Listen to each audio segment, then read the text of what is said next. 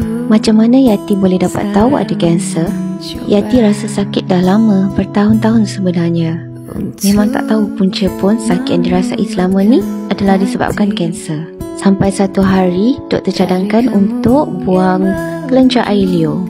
Masa tu, doktor kata mungkin sebab itulah Yati selalu rasa sakit. Yati disahkan menghidapi sialadenitis dan terpaksa melakukan submandibulectomy.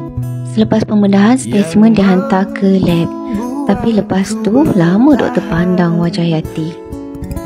Doktor minta Yati tenangkan diri, banyak bersabar. Masa tu memang Yati hanya mampu tersenyum, tapi dalam tak sedar, air mata turut mengalir. Siapa yang nak kan diri dia sakit? Rasa macam tak percaya pun ada. Masa tu juga, doktor terus buat surat untuk refer ke IKN. Maka bermulalah kisah hidup Yati sebagai seorang pesakit kanser.